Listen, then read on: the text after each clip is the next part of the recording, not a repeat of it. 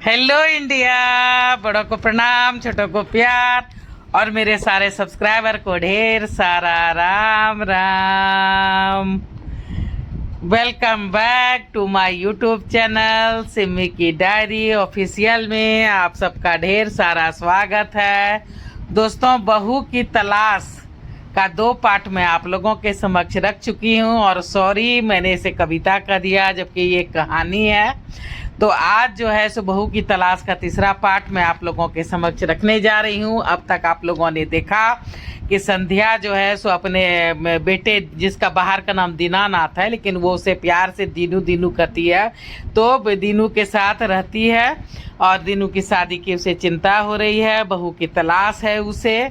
और जब वो अपने ससुराल से वापस आ रही है, सास की डेथ के बाद जब ससुराल गई थी तो वहाँ से जब वापस आई है तो बस पे एक लड़की चढ़ती है। उस लड़की को वो अपने घर ले आती है और बाद में पेपर में 15-20 दिन के बाद निकलता है कि किस तरह से जो है सो आसाम में जो है सो लड़कियों की तस्करी को रोका गया है। उसी में से भागी गई वो एक लड़की थी पिंकी, जिसे कि संध्या ने अपने घर में ले आया है। तो अब 3रा और लास्ट भाग में मैं उसके आगे आप लोगों के समक्ष रखने जा रही हूँ। तो चलिए अब स्टार्ट करती हूँ बहू की तलाश का 3रा भाग। तो देखिए कैसा लगता है। प्लीज़ लाइक कीजिए, सब्सक्राइब कीजिए और मेरी कहानी का आनंद लीजिए। तो चलिए अब मैं आगे रख रही हूँ कि संध्या ने पेपर में पढ़ लिया कि सारी लड़कियों को जो है सो आश्रम में रख दिया गया है। तो दीनानाथ बोलता है कि पर माँ, इसमें लिखा है कि एक लड़की गायब है, अगर पुलिस खोजते खोजते आ गई तो क्या होगा? पढ़ा नहीं कि सभी किस्मत की मारी थी, आश्रम भेज दिया गया है। सबों को पिंकी कह देगी कि ये हमारे साथ रहेगी। क्यों बेटा?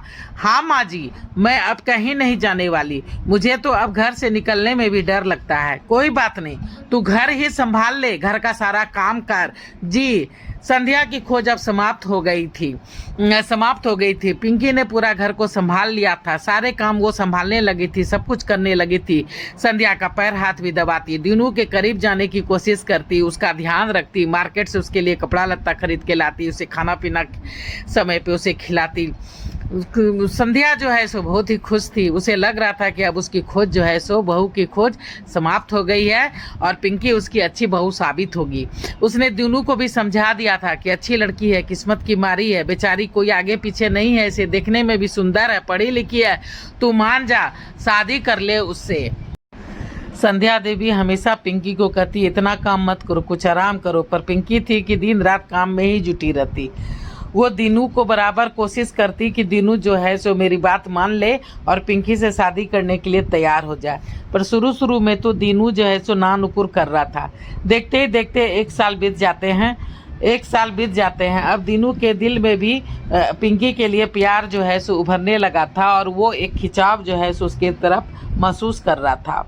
पूरे 1 साल के अंदर पिंकी ने ना सिर्फ माँ बेटे का बल्कि अगल बगल के अड़ोसियों पड़ोसियों का भी दिल जीत लिया था। फिर जो है सो दीनू ने अपने प्यार का इजहार कर दिया था, दोनों की मंगनी हो गई थी और कुछ ही दिनों के बाद धूमधाम से पिंकी और दीनू की शादी हो गई थी। संध्या बहुत खुश थी कि उसे अपने लिए एक अच्छी बहू मिल गई थी। उसने अपनी बहू की जो है सो मुँह दिखाई भी की रस्म भी अदा की थी। सभी औरतों ने पिंकी की खूब तारीफ की थी। दीनू ने भी अब पिंकी को तहे दिल से अपना लिया था। 1 सप्ताह के बाद ही पिंकी का बर्थडे पड़ा था। संध्या देवी ने अपनी बहू का बर्थडे खूब धूमधाम से मनाया था। तो दोस्तों, मेरी कहानी यहाँ पे समाप्त होती है। बहुत सारा शुक्रिया आप लोग को। मेरा चैनल को सब्सक्राइब कीजिए, अगर पहली बार आए हैं तो लाइक कीजिए, शेयर कीजिए और मैं अपनी वाणी कहीं पे विराम देना चाहती हूँ। जय भोलेनाथ, हर हर महादेव और एक बार फिर से ढेर सारा thanks for watching my video.